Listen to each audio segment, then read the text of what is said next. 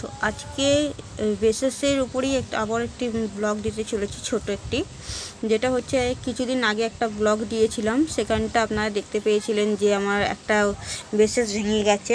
এই লাস্টে একটা ভেঙে গেছে একটা বেসেস। তার মানে ভেঙে যাওয়ার ফলে কি পরিণতি হতে পারে সেটা আপনাদের দেখাচ্ছি। আপনারা অবশ্যই ভিডিওটা দেখুন, আর হলে কি করবেন সেটা তো অবশ্যই আগের ভিডিওতেও বলেছি। কিন্তু বেসেস ভেঙে যাওয়ার ফলে খুবই কষ্ট হচ্ছে। পাশে গালে কেটে যাচ্ছে, এখানটা পুরো কেটেই পুরো গর্ত হয়ে যাচ্ছে। আর ডক্টর এখনও ডাকছে না, যেহেতু এই মাসে অ্যাপয়েন্টমেন্ট আছে।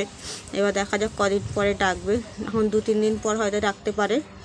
আর আরেকটা প্রবলেম হচ্ছে, এখন মেন প্রবলেম, এই কদিন কোনো ব্লগ দিতে পারিনি কারণ ভীষণ ভীষণ মাথা ব্যথা করছিল।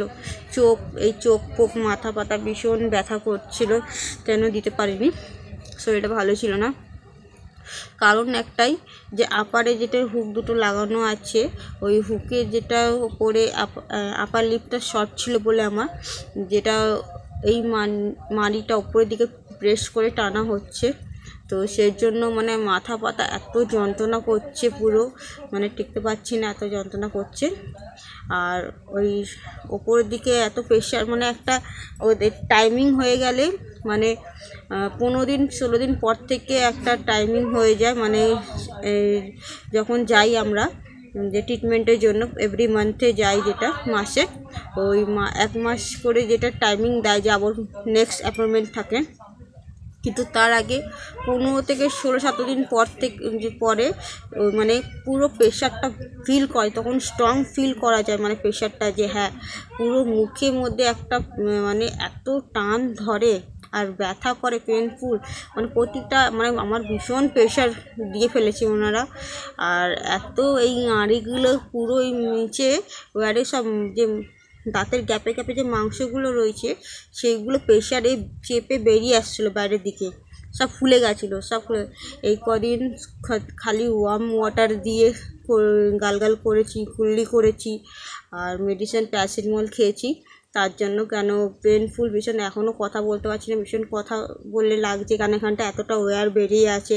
লাস্টে একটা ওয়্যার যেটুকু ভেঙে গেছে এখানকার, তো সেই ওয়্যারের জন্য এখানটা পুরো ক্ষত হয়ে গেছে, ক্ষতবিক্ষত হয়ে গেছে এখানটা বলতে গেলে গালের মধ্যে। আর ওপরে যেটা প্রেশার দিয়ে টানা হচ্ছে, সেটার জন্য সে ওপরে ওয়্যারটা পুরো আমার ওপরের টাকরা, যে টাকরা নাকি টাকরাই বলে, ওর মধ্যে গেঁথে যাচ্ছে, পুরো ভেতরে ঢুকে যাচ্ছে। এটা 1 বছর আগে একবার হয়েছিল এটা। আমি তখন ডাক্তারকে রিকোয়েস্ট করেছিলাম, যে আমার ডাক্তার ছিল, যে কেটে ফেলুন স্যার, আমি আর পাচ্ছি না এটা। তখন স্যার বলছে কাটা যাবে না, কেটে ফেললে মানে একটা যে শেপে রয়েছে শেপটা নষ্ট হয়ে যাবে, পরে কেটে দেবে। তো আর কাটা হয়নি।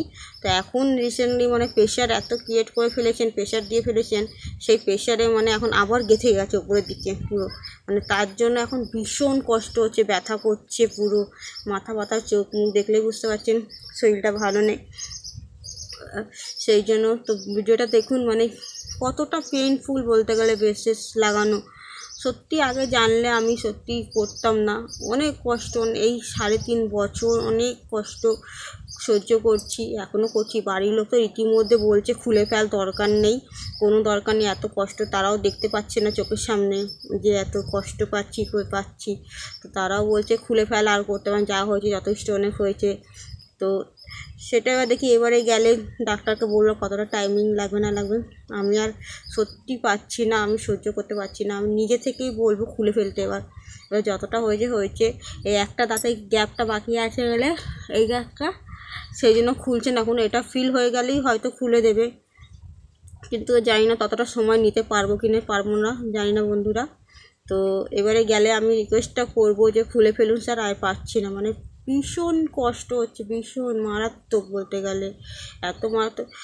অন্যদের হয়তো হবে না, যা যার পজিশন, আগেও বলেছি, যা যার পজিশন বুঝে মানে মানে ট্রিটমেন্টটা হয়, তাদের কন্ডিশন বুঝে ট্রিটমেন্টটা হয়। আমার কন্ডিশনটা এরকম যে আপার লিপটা শর্ট বলে আমার এতটা পেনফুল সহ্য করতে হচ্ছে হয়তো। তো কী আর বলবো, খুবই কষ্ট হচ্ছে, কথা বলতে পারছি না, কেটে যাচ্ছে এখানটা। তো আপনারা দেখুন কীরকম কষ্ট, মানে কতটা কি হয়ে গেছে মুখের ভেতরে।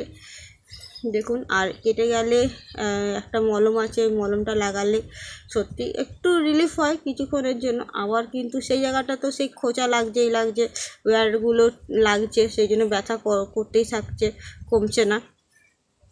আপনাদের সামনে এই ছোটো ছোটো ব্লগ দেওয়ার আমার একটাই মাত্র উদ্দেশ্য, আপনারা জানতে পারবেন হ্যাঁ মানে বেসিসটা লাগানোর পরে কীরকম কী ধাপে ধাপে কীরকম পজিশানে দাঁতের শেপটা চেঞ্জ হচ্ছে, প্লাস কতটা তার সঙ্গে পেনফুল সহ্য করতে হয়, কতটা মানে সবথেকে বড় কথা হচ্ছে মেন্টালি সেট করে নিতে হবে।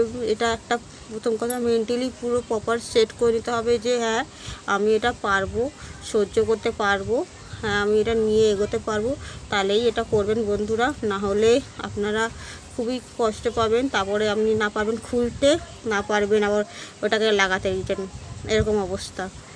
সেই মাঝপথে আপনি সব কিছু করে যদি খুলতে চান তো পুরো নষ্ট হয়ে যাবে, আরও যা সেট থাকবে আরও নষ্ট হয়ে যাবে।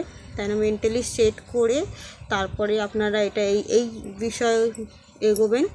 নিজের ডাক্তারকে ভালো করে জিজ্ঞেস করবেন, তাদের সাজেস্ট যা যা করবে শুনবেন, যেটা ভালো হবে আপনার জন্য সেটাই করবেন। এটাই। আবার ভালো থাকবেন, সুস্থ থাকুন সবাই। দেখি এইবারে এই মাসে কি বলে ডাক্তার, তো আপনাদের অবশ্যই জানাবো, দেখাবো ব্লগের মাধ্যমে। ততদিন ভালো থাকুন, সুস্থ থাকুন সবাই। এই যে সেই ওয়্যারটা দেখুন বন্ধুরা, ওপরে আমার সেই মাংসের মতো পুরো গেঁথে গেছে, পুরো এত শক্ত ওয়্যার, এটি নিজে থেকে কিছুই করতে পারবো না ডক্টর ছাড়া, তো এত পেনফুল বলতে গেলে।